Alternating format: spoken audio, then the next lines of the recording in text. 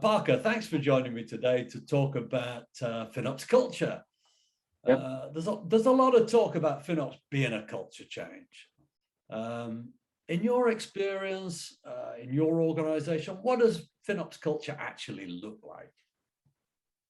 I think the main thing for me, in my opinion, and what we've been working on in our organization is making accountability to cloud usage and spend a collaborative effort. And so it's not just one team. I mean, we often have engineers who express concerns about, they know what they're doing as far as setting up their products, but they are worried about cost. I mean, that's the big one they're worried about is cost. There's also waste and other things, but I think a FinOps culture is all about the collaboration. Not everybody knows how to do everything. It's making sure that people know who to talk to and where to go to get the answers they need. And so, yeah, maybe they don't know how to manage the cost, but they know who to talk to, and they have trust in that person. So they know that if they reach out to the right people, they're going to be able to help them and get the answers they need. So I think that's for us is really what it's been, is just establishing that collaborative effort where no one feels like they have to do it by themselves. They know where they can go to get the help they need. So are we thinking here about a collaboration between engineering teams and a FinOps lead? That is you, I guess. Is that the sort of collaboration we mean, or are we talking about collaboration across a broader spectrum? Yeah, it's a broader spectrum. We've got so we've got a FinOps team that I'm part of, and we all report to different places. We intentionally brought together 5 people from different parts of the organization, one representing more the cloud business architecture side of our organization, and then one representing more the business, because we work with lots of business partners, other departments, and we have someone who already has that relationship with all of them. She already works with all of the different business partners. And then we've got someone from finance, we've got someone from our infrastructure team, and then there's me, who when I joined, I was on the TDM team. And so it's 5 different parts of the organization where, yeah, it's not just the engineers and FinOps, but our FinOps team kind of represents lots of different aspects of the organization. When people need help knowing what, I mean, through the representative from the cloud business architecture team, he also has a tie to the cloud solution architecture team. And people might just want to know, how do I even move to cloud? How do I decide which vendor to use, because we are multi-cloud? How do I model what the cost is going to be so I can compare our on-premise costs to cloud? And they come to the FinOps team, and between the 5 of us, somebody knows. It might be the FinOps guy or the finance guy who they have a question that the finance guy can answer, or it's coming up with a business justification for going to cloud that needs to go back to that department that team is working with so they can justify, and the person who is that business partner can help them do that. And so it's not just FinOps and engineering, but FinOps represents engineering, cloud solution architecture, infrastructure, the different partners that we work with, finance, TBM. It brings everything together. And that's why I think we've been successful so far, still being in the crawl stage, is because we have the right people working together. So we really can help people with whatever they need, or at least get them to the right people who can help them. That sounds like a great plan. These 5 guys who come from different backgrounds, how did you 5 establish a common view as to what it is you wanted to do, a sort of culture within the group? So it kind of started with just 2 of us. We just set this up less than a year ago. It's been almost a year. And there were different people in the organization already working on FinOps, and there were different people in the organization already recognizing the need for FinOps. And 2 of us, me and another guy, the guy on the cloud solution architecture, cloud business architecture team, we both started talking about, we kind of had the idea at the same time. When I had the idea, he was already working on a proposal. to actually propose to the department executives to establish a FinOps team. And so we worked through a lot of that. We met with executives. We talked about we came up with a proposal of who would be best to join the team, but then we also let the people who run each of those different teams decide if the person we said would be the best person for that team, or if they would recommend someone else that should be part of the FinOps team. And so I think just the fact that from the beginning, nobody was saying, this is how we need to do it. We have an idea, we're proposing it this way, and it needs to be this way. We were working with the managers of each team to say, what do you think is best? Who do you think should be best on the team? And everyone's open. We understand that someone from finance is going to have a different perspective than the infrastructure guy. And so we're all trying to just be very open to listening to everyone's opinions and thoughts and comments on things, because I don't have the full picture. As someone coming from TDM, I don't understand the technical side of things near as well as a couple other guys on the team. And so I might have my views of what we should do in a certain situation, but I also know that I don't have the full picture. And so I don't really know how I don't think there's anything specific we did to get everyone aligned in that culture, except for the fact that I think we got a group together that was open-minded and willing to listen to the other perspectives. And we talk and we disagree sometimes, but we eventually get to a plan and we move with it, and whatever the team decides on, that's what we go with. And it's not like anyone ever has a bad plan. I might have a plan, someone else has a different plan. They're both good plans. I might think mine's better, they think theirs is better, but it's not that going with their plan, I think we're now doing something bad. It might not be what I would have done, but if that's the plan they think is right, there's obviously reasons for that. And if the team agrees, then it's obviously a good plan. And so we go with it. And it's worked so far. Again, it hasn't been that long that we've been together, but so far it's been working. Okay, so it's certainly not difficult to understand that a group of 5 people pulled from different functions within the organization would be able to relate to their function effectively because they speak the same language, and that's, I guess, natural. What would you think? I mean, many people might say, if you want a culture in an organization, you need a sort of standard culture. You need, I mean, if you have a culture in let's say, I don't know, a police force, then they all wear the same uniform. They all have a standard set of behaviors and processes that they go through. So it's sort of standardized. So I think we think of culture as being one of those organic things that joins an organization together. If you've got 5 different individuals having their own conversations with their teams outside of the FinOps group, how do you sort of pull it all together into a coherent unit? So I think one of the big, I guess it could be considered aspects of our organization's culture that does kind of bring us into the same end goal is the fact that we are a nonprofit. Most of our, and though this applies specifically to us, there's probably something similar for any organization, but we're a nonprofit, and we have budgets that we're sticking to, and most of those budgets have come from donations. And there is a culture of feeling very accountable to how those donations are spent. We want to make sure that it isn't on top of everybody's mind that we're not wasting money, that we want to make sure we're spending those donations wisely. And so everybody, whether you're from engineering or the business or finance, everybody kind of has that same goal of, I'm in engineering and I want to do this good thing. I want to add all these great features to whatever product it is I'm building. But I also want to make sure I don't want to be frivolous. I want to spend wisely. I want to make sure that if I am adding a feature, that there's value to it. And I think that's kind of brought us all, that's one of the easy things that's brought us all together, because we do all have that same general goal. And it's not just, I mean, everybody wants to not spend money, but to us, it's a little bit of a stronger feeling where everybody really does feel that accountability, because we all know where that money's coming from. Right. I guess that's, I completely get that. So if you have a unifying corporate vision, a North Star, if you like, to follow, which in your case is responsibility for making the best possible use out of the money others have given you. If you have that guiding principle, then provided everybody is already aligned with that, that's a very useful tool, isn't it, for pushing out culture to the organization? Because so long as you can relate it to that, you sort of know everybody's going to be aligned with it, right? Yeah, that's a good point. So when you began this journey with just the 2 of you, and you were thinking about maybe building the team out by hiring 3 more people from different parts of the organization, what were your first steps so far? If you were thinking, okay, we think we need a FinOps team, we think we need maybe better handle on our cloud cost management, what did you do first? Or let me rephrase it another way. What would you advise somebody who is where you were 12 months ago, to actually do first?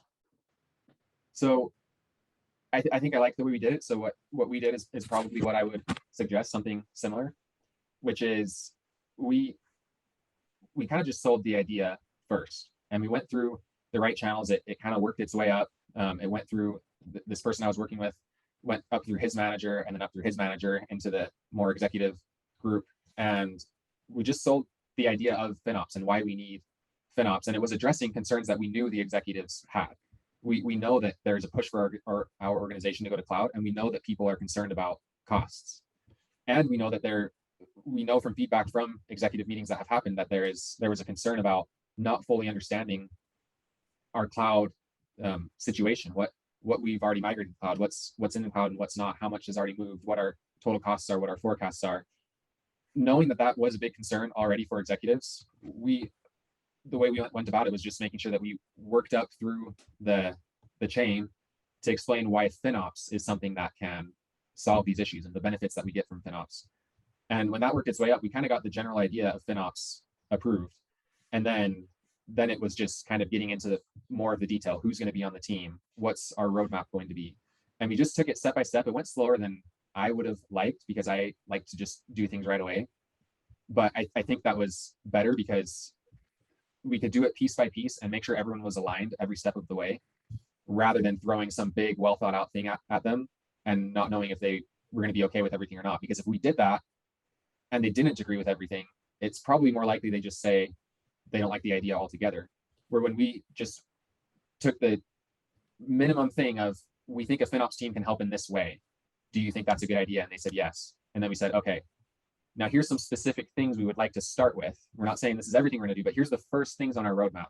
Do you think that's a good idea? And they say yes. And then we say, okay, here's who we would like to maybe be on the team, but we're also open to feedback. Does that make sense to you? Would you suggest somebody else? They did.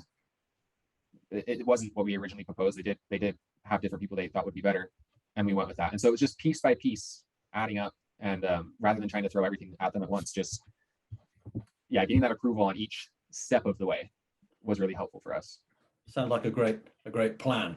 So when you look back on your year, and given that maybe it went a little more slowly than you hoped it might, do you have any stories in your mind, any examples you have in your mind as to where you saw a culture change, where before you had some interaction, there was a certain way of looking at things, a certain way of doing things. After you have that interaction, there's a change in behavior that you can then say, yeah, I mean, that's a genuine culture change and it's beneficial to the organization. Are there any examples like that? Yeah, so our cloud solution architecture team has some people on that team that are just really smart guys and girls. When people have questions of how do I do this in the cloud, they go to that team, because that team has that before the FinOps team ever started. This cloud solution architecture team had a reputation of, if you have questions, they've got answers. And so one of the things we worked on was getting aligned with that team. And I found it really interesting. We had proposed centralized rate optimization in that model to the executives and had approval on that. And we're moving forward with very small purchases. And we hadn't talked about that with the cloud solution architecture team. It was an oversight, I guess, to not have talked to them about it. And in a meeting, one of the guys I work with found out that they were planning on setting something up so that every engineer could purchase their own RIs when they set up their accounts. And that was something they were going to build into the system that we have set up to help people set up their cloud accounts. And so that's obviously not what our plan was. And it wasn't what the executive direction was at that point, because we had approval from executives to do a centralized model. But rather than going to them and saying, hey, you can't do that, we've already been approved to do it this way, so we need to do it, it needs to be centralized. I put together a presentation that showed the benefits of a centralized commitment model, and it addressed some of the specific concerns they had for why they wanted to do a distributed model. And it was actually really interesting because, I mean, these are good people we're working with. They're open-minded. If you have a good idea, they'll go with it. It doesn't matter if it's different than what theirs was. If there's value to it, they go with it, which makes it easier. But it was interesting because probably 3 days after we presented that to this engineer, who's one of the highly regarded engineers in the organization, who was the one that was planning on setting up this distributed model, we showed that to him. He liked it. And like 3 days later, we were in another meeting with us, him, and a team that was planning on moving to cloud and had questions. And he was the one selling to them the centralized model. And so once we got him on board, now he was selling it. I mean, I was thinking he was going to pass it to us to explain, but he was explaining all the benefits from what we had told him only 3 days before. And similarly, in other situations like that, we've had that team telling people, yeah, these are the things we can help you with. But if you want help with things like cost and forecasts and RIs, go talk to the FinOps team. And even in just a year, that's been a success for us, where people are already referring other people to us because they were the ones that handled it before, but now they know that there is a team that specifically does that. And so that's been a success for us. So that's great. And I guess that would sort of point to the benefit of having champions in the organization that buy in, maybe want little islands of belief in FinOps, who are then able to act as a beacon for others and put the message out to others, and maybe be more believable in a sort of peer-to-peer way than a centralized unit might often be. Does that make sense to you? Yeah, that does make sense. And on that same story, so when we realized that they wanted to do a distributed model, I was planning on, we started small with our commitments, and I was planning on starting to make a lot more commitments and moving into additional services that we hadn't been making commitments for that month. And I said to one of my team members, I'm just going to keep moving forward because we do have the executive approval to do that. And so, yeah, let's work with him and let's try to sell him on centralized rate optimization. But in the meantime, I'm going to keep moving forward. And he said, no, let's not do that. We want to make sure we have his trust. We don't want him to think that we were doing things behind his back. So let's continue with what we were already doing, but let's not add any services until we have his buy-in, because we need to maintain his trust. And the thing was, we knew that he is one of the trusted people in the organization. If we have him on our team, then that's going to get a lot more people on our team. And so we wanted to make sure we didn't ruffle any feathers there, and that we got his buy-in before even though we had executive approval, we wanted to make sure he was on board before we continued, just so that we would have that champion on our side. Yeah, that makes complete sense, of course. Let me ask you a question about trying to engineer culture change, and how much of that change could be achieved by the motivational community, champions, encouragement, persuasion type activity, as opposed to the governance, control, guardrails, mandated, structural things. So on the one hand, we've got the motivational, encouragement, persuasion. On the other hand, we've got the governance, guardrails, mandatory processes. The two obviously need to work together, probably to establish any culture. But how do you compare the importance of those two things in your organization? I think for us, not the mandatory side, but the other side that you were talking about, the encouragement, persuasion, I think that is a lot more valuable. And I think it's partly because we're in the process of change. And if you tell somebody you used to do it this way, well, now there's a mandate that you have to do it this other way, they're going to resist that. I think mandates are good, and in some cases they're necessary. For example, we're planning on doing a tag or terminate policy, and that came from one of the executives who wanted to do that. We haven't put that in place yet. We're hoping to work through in a more friendly way, getting people to see the importance of tagging. And I think once we get to the point where we have better tag coverage, then we might implement a mandate. And so rather than saying right from the beginning, hey, all your stuff is going to shut off if you don't have tags by the end of the month, which people are going to resist, they'll do it, but they'll do it not happily. Instead of doing that, we work through them. We try to get them to see the importance of tagging. We help them through the process. And then once that's established, then we could probably put that actual mandate in place to make sure it stays that way. But then people don't resist that mandate. It's something that they're already doing. They already see the importance of it. And so I think that's kind of how they can work together. And in some cases, the mandate probably has to come first if it's something that is critical. But I think for the most part, if you can change culture through more encouragement, persuasion, getting people on your team before the mandate comes, then the mandate doesn't seem so harsh. It's just right, reinforcing what they're already doing. So sort of analogy might be if people are walking their own ways, but you want them to walk down a specific path, you can encourage them down that path. And once they're used to walking that path, you can start to put fences up either side of the path. And it wouldn't strike them as an affront, would it? Because they were already walking that way. Yeah. But at least this way, when you've got the fences up, you know they aren't going to walk off the path. So So that I guess it is an easy way of introducing governance, just to reinforce a pathway that had already become established or sort of established. Yeah. Yep. So look, with culture change in mind and your current situation as we sit here right now in November 2021, looking forward to next year, do you have any sort of view on how you might further develop the FinOps culture? I don't know if we have any. I feel like we're still in the first stages, and so even though we're a year into it, a lot of the beginning stuff was more setting up the team, and getting some of the work that we do established.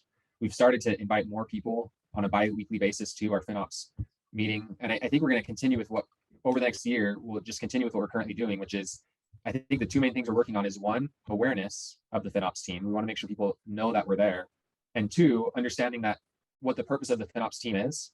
And it's not to say you need to spend less money, and it's not to say you can't do this thing that you're wanting to do. The purpose is we want to help you meet your goals even better than you might be able to do on your own. You want a certain feature, but you think it costs too much. Maybe we can help you get that feature at a cost that fits within your budget. And I think as people understand that we're not someone who's limiting them, we're someone who is helping them and encouraging them and hopefully increasing what they're capable of doing, then they're more willing to work with us. But they also need to know that we exist, and they need to know how to reach out. And it needs to be easy for them to reach out to us and get quick responses. And so those are the main things we're working on, is that awareness and the reputation of the FinOps team. Parker, that's great. Thanks for talking to me today. Thank you.